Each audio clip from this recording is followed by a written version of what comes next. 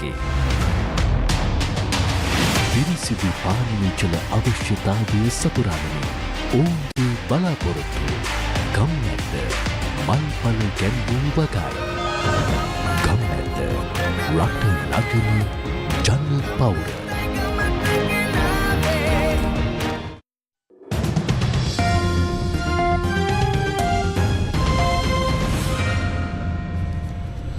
Hello, very good afternoon and welcome to Lunchtime News on TV1 for the news first where the people come first. I'm Martin Satyanesan.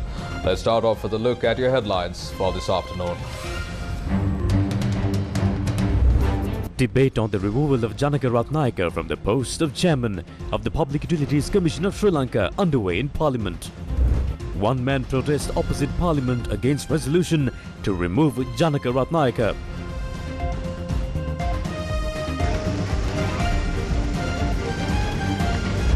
MP Ali Sabri Rahim fined for gold and mobile phone possession. Items confiscated.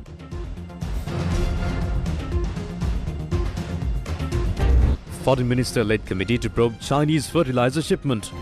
Highest number of dengue fatalities from Western province. Sri Lanka declares clean-up period. On to those stories in detail.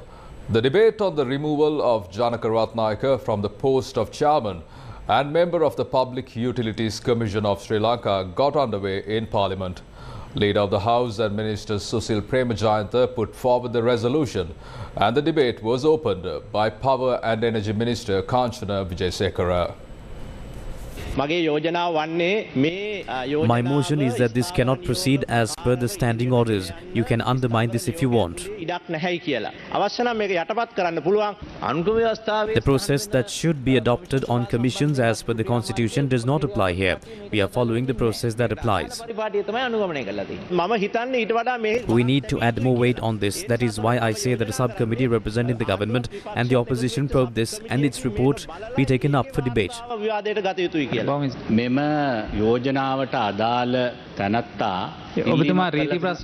The person named in this motion has requested permission to witness the debate. The speaker said the gallery will be closed today. However, school students were seen in the gallery. Should there be any such fear? The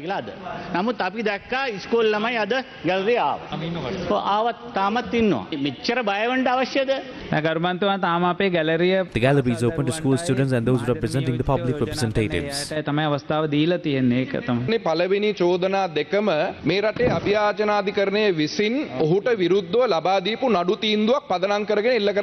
The first two charges against him are based on the rulings delivered by the Court of Appeal against him. The ruling notes that this member has acted against the independence of the Commission. If one claims that this is an attempt to undermine the functions of an independent commission, that is not the case. We are trying to proceed to appoint independent members for an independent commission. Parliament is also at fault when it comes to the appointment of members to the independent commissions. The conduct of these members need to be investigated. He had concealed his dealings with the Ceylon Electricity Board. That is why a third charge was presented against him. The Cabinet and the government proposed to operate cost-reflective tariffs for the electricity generated by the CEB. That was a policy decision and it was tabled in Parliament. Thereby the CEB was given approval to amend the tariff. The amendment must be presented to the Public Utilities Commission of Sri Lanka. However, the PUCSL chairman Janakaravatnaika made a serious flaw. Without any study, he summoned the members and officials and informed them that a decision is to be made by the Cabinet and that they would not allow the increase of tariffs by even 1%. How can he say that? Simply because he is the chairman of an independent commission. He cannot make a political decision. He cannot decide on the government-appointed ministers. That is not the role of the PUCSL.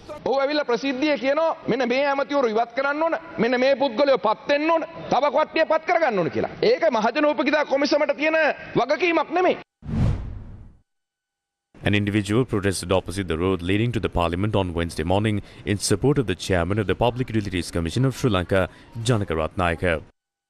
Janakaravatnaika always represented the people. It is the duty of the people to stand up for him. The others looked at the salaries and wondered if they will have to step down, and thus they voted to increase the tariff. However, this person always stood by the people. When the PUCSL lost the case, he filed a petition with his personal funds, so the people must stand up for him. I do not wish to see an innocent person being voted out by majority vote.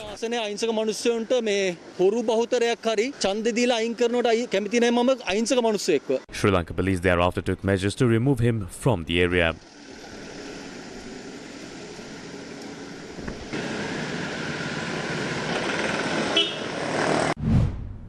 පහුගිය දවස්වල විදුලි බිල වැඩිවීමත් එක්කම මහජනතාවගේ පැත්තෙන් කතා කරන්න හිටියේ රජයේ එකම නිලධාරියා බවට ජනකරත්නායක මහත්මයා පත් වුණා. ඉතින් මහජන උපයෝගිතා කොමිසම නිරන්තරයෙන්ම වෙහෙස මහන්සි වුණා මේ තිබෙන විදුලි බිල. Janakaravatnaika was the only person who spoke for the people when the government was making moves to increase the electricity tariffs. The PUCSL said the increase was too high and it could be reduced. Janakaravatnaika was the one who voiced the opinion of decreasing the electricity tariff, which was originally increased by 30 to 40%. However, today there is a vote to remove him from his position. What I would like to inform is, if you vote in favour of the removal, you are against the people of this country. Don't do that. The Parliament also has a responsibility to protect the people who truly represent the people, because Parliament is answerable for the people of this country.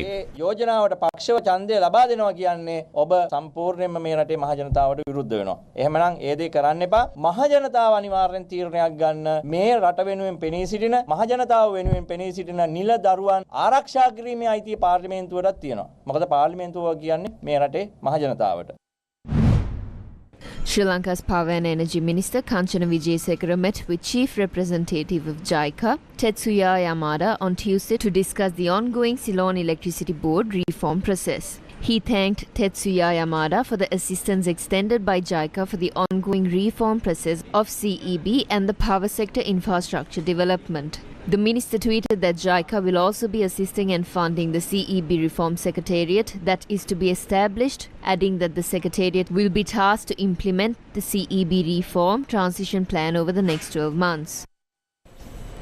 Sri Lanka's Agriculture Minister Mahinda Amaravira informed Parliament that a committee led by the Foreign Minister was appointed to inquire into the payments made for the Chinese fertilizer shipment. He was responding to a question raised by opposition leader Sajith Premadasa. Payments were made for the fertilizer shipment in US dollars, but what happened to the fertilizer, the payments and all related matters? There is an Auditor General's report on this as well. I would like to know if you would take measures to reveal the report. What happened to this fertilizer shipment? How was the payment made? What would happen to those who authorized this payment?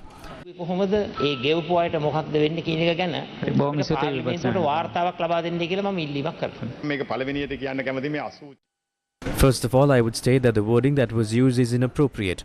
This is an issue with the country. You also closely associate China. The Chinese ambassador and his officials have informed that the use of such words were disappointing. Nevertheless, there was an issue. The fertilizer shipment did not arrive in Sri Lanka. Payments were made for it. Foreign Minister Ali Sabri will lead a committee to probe this. ලංකාවට ආවේ නැහැ. ඒකට සල්ලි ගෙවලා තියෙනවා. Ali Sabri විදේශ කටයුතු අමාත්‍යතුමාගේ ප්‍රධානත්වයෙන් මේ පිළිබඳව කමිටුවක් පත් කළා මේ වන විට පරීක්ෂා කරගෙන යනවා මේ සම්බන්ධව ගත හැකි ක්‍රියාමාර්ග පිළිබඳව. You can say whatever to refer to this shipment. How was the payment made when the country was in shortage of dollars? The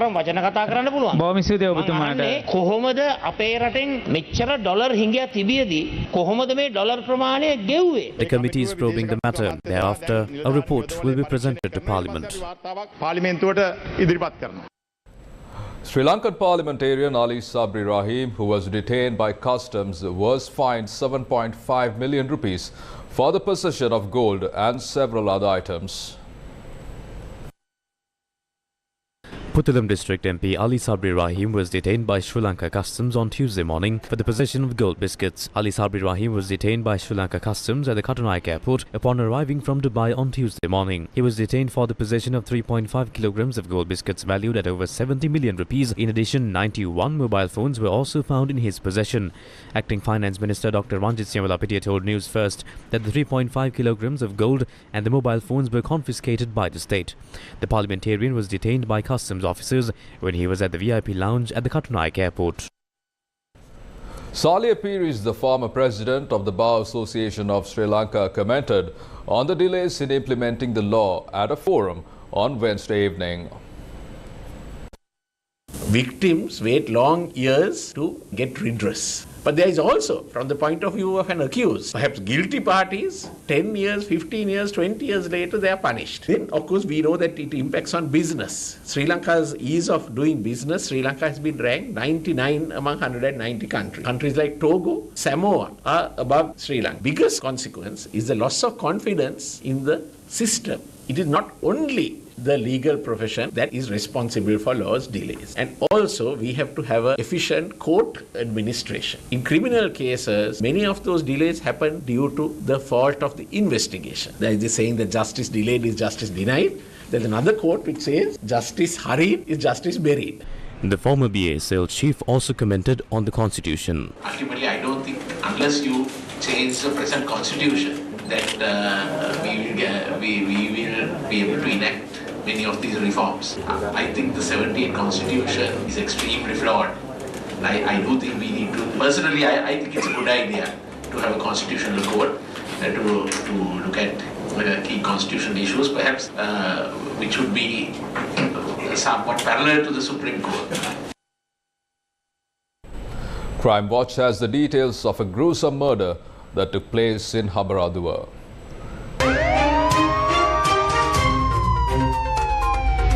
Crime Watch. A 37-year-old man was gunned down in the Heenatigala Road in Unawatuna, Habaradua on Wednesday morning.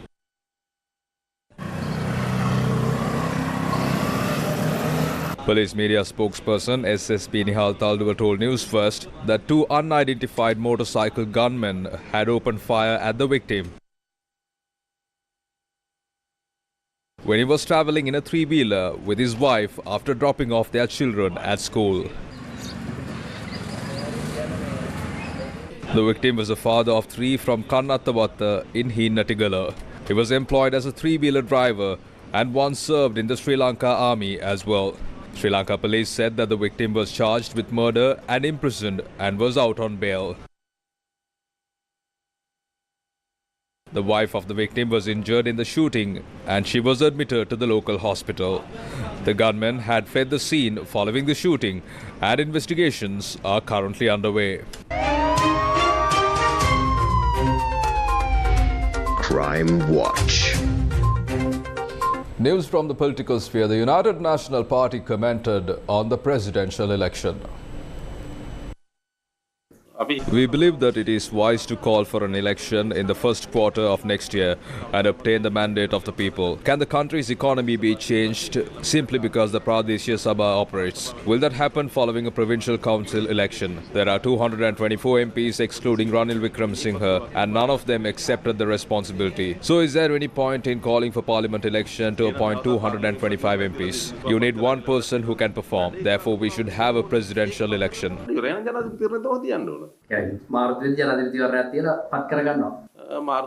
I suggest that holding an election during the beginning of next year is wise. The National Dengue Control Unit said that 61 MOH divisions have been declared as high-risk zones for dengue. Dr. Lahiru Kodituaku, attached to the National Dengue Control Unit, stated there was a considerable spike in dengue cases across 15 high-risk MOH divisions. Sri Lanka recorded a total of 36,560 dengue cases so far in 2023 and 50% of these cases are from the Western province. 8,200 dengue patients were detected from the Gampaha district while 7,600 dengue patients were detected from the Colombo district. Dr. Lahiru Kodituaku, attached to the National Dengue Control Unit, said that 25% of the total number of dengue patients are between the ages of 5 and 19. Sri Lanka has also declared a period for cleanup operations in order to combat the spread of dengue. Health Secretary Janakaravatnaika Chandragupta told News First that the President had instructed to declare every Friday morning as a cleanup period to combat dengue. During this period, government institutions, private institutions, schools and private residences are expected to clean up their premises. The Health Secretary said the Secretary to the Ministry of Public Administration will inform the relevant institutions with regard to the matter.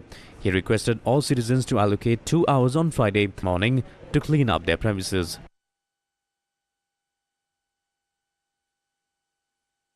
Dr. Nalina Areratne from the National Dengue Control Unit said that the highest number of dengue fatalities are reported from the Western province. මේ වන විට අපිට දිවයින පුරාම මේ දිස්ත්‍රික්කවලත් පළාත්වලත් මරණ 23ක වගේ ප්‍රමාණයක් තමයි වාර්තා වෙන්නේ විශේෂයෙන් bus. As of now, the total number of deaths island-wide is 23. The Western province sees the most number of cases reported. Hemorrhagic fever and shock are the primary symptoms. Hemorrhagic fever and shock are the primary reasons for deaths. Seeking medical attention if symptoms Seek medical attention if symptoms such as fever persist for over 2 days. It must also be noted that only paracetamol should be taken as medicine in this case as well, and not any other medicine. In addition to that, if medical advice is given to admit oneself to hospital, that must be followed. Consumption of liquids is also a must. Dengue, ඒ වගේම විවේකීව නිසි පරිදි විජනට ලක් නොවි සුදුසු පරිදි මේ තරල වර්ග, දියර වර්ග. The LOLC Divisavya program that aims to support the education of Sri Lankan children took place centering the Batticaloa district on Wednesday. School books and stationery equipment are being distributed to school children under the Divyasavya program. This worthy initiative is a collaboration between the LOLC group and the Ministry of Education. On Wednesday, students from the Marampalam Vidyalaya, Koppa Peli Vidyalaya, Velikandi Vipulanda Vidyalaya and Mavalayaru Kailan Vidyalaya were given school books and stationery equipment.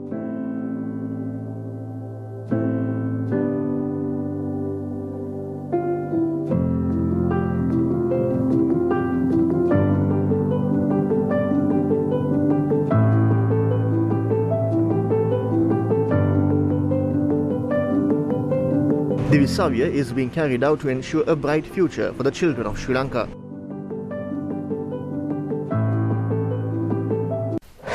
News first with the people.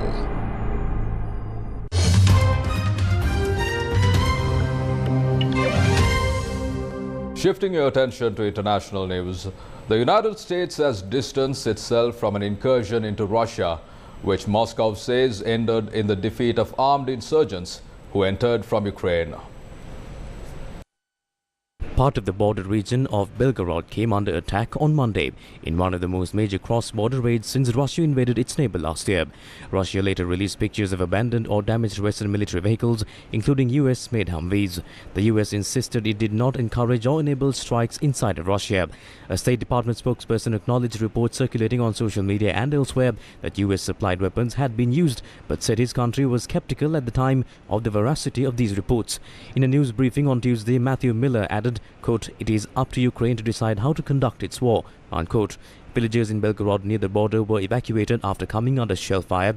Russia says 70 attackers were killed and has insisted the fighters were Ukrainian. However, Kiev denies involvement, and 2 Russian paramilitary groups opposed to Russian President Vladimir Putin say that they were behind the incursion. Apple says it has struck a multi-billion-dollar deal with chipmaker Broadcom to use more US-made parts. Under the multi-year agreement, the 2 US companies will develop components for 5G devices that will be designed and manufactured in America. Apple says the deal is part of a plan it announced in 2021 to invest $430 billion in the US economy. The move comes as a trade war centered on the technology industry intensifies between Washington and Beijing. The long-running dispute has seen the US impose a series of measures against China's chip-making industry and invest billions of dollars to boost America's semiconductor sector. In recent months, US tech giants have come under increased scrutiny from both Democrat and Republican lawmakers over their reliance on Chinese manufacturers and components.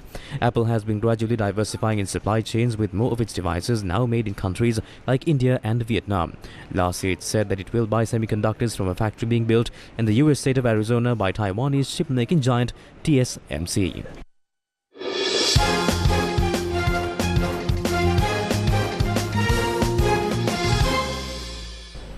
Finally, in your sports news, the Afghanistan cricket team arrived in Sri Lanka on Tuesday evening and are expected to play 3 ODI matches in Hambantota. The Afghanistan cricket team arrived in Sri Lanka on Tuesday evening and were welcomed by Sri Lanka Cricket at the Kathunaika airport. The Afghanistan cricket contingent comprised of 25 players and staff. Experienced left-hander Hashmatullah Shahidi will once again lead Afghanistan during the tour, with selectors naming a strong 15-player squad and 4 reserves for the 3-match series that commences in Hambantota on the 2nd of June. Young all-rounder Abdul Rahman wins a recall on the back of some strong performances in Afghanistan's domestic one-day competition, while Shahidullah Kamal, Yamin Ahmad Zai, Zia-ur Rahman Akbar and Gulbuddin Naib are named among the reserves. Afghanistan have already qualified for this year's World Cup courtesy of their 7th-placed finish in the recently completed ICC Men's Cricket World Cup Super League and will be confident of a strong showing against Sri Lanka and in the 50-over showcase scheduled for the end of the year. The ODI matches will be held on the 2nd, 4th and 7th of June in Hambantota. From that, we bring to a close this edition of Lunchtime News on TV1. For details of these stories and much more, simply log on to our website www.newsfirst.lk. For the News First, where the people come first, I'm Martin Satyanis, and you take care and stay safe.